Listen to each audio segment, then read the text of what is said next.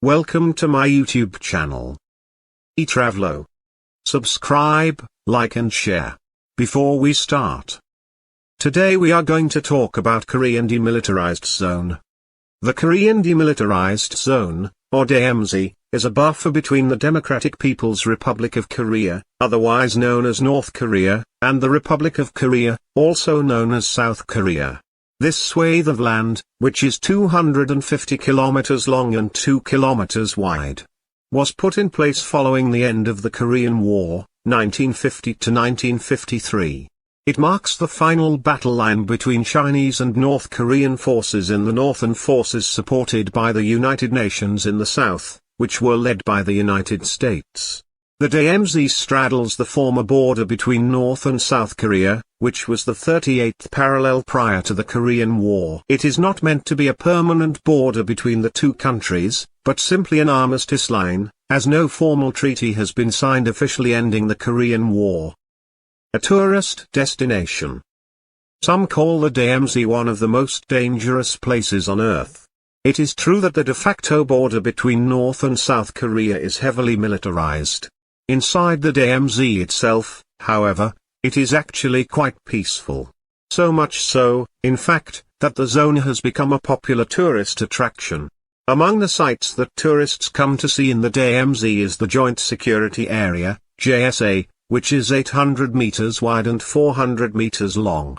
The JSA sits inside the so-called peace village of Panmunjom. This village is where the armistice that ended the Korean War was signed. It straddles the military demarcation line, MDL, which separates the two Koreas. Soldiers from both countries face each other across this line. Panmunjom is characterized by bright blue buildings. Inside these buildings, both North and South Korea host conference halls and liaison offices on their respective sides of the MDL. The liaison offices were opened in 1971. Other sites in the Korean DMZ include Freedom House, which is situated on the South Korean side of the buffer zone. Freedom House is a museum in which tourists can learn about the Korean War, the ongoing conflict, and the DMZ itself. There are also 4 tunnels located in the DMZ.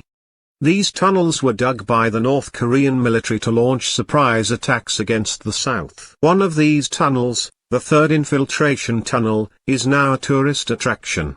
The DMZ also hosts a railroad station, which serves as a rail link between the two Koreas. One of the other attractions in the DMZ is the scenery and wildlife of the area.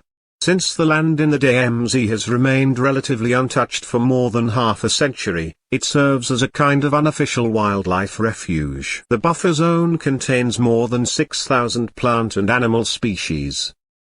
Diplomatic activities in the DMZ. Although the Korean DMZ is the result of a dangerous, protracted conflict, some positive developments have taken place there.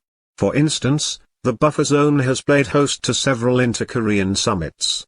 In 2019, the DMZ played host to a historic, face-to-face meeting between US President Donald Trump and North Korean leader Kim Jong-un.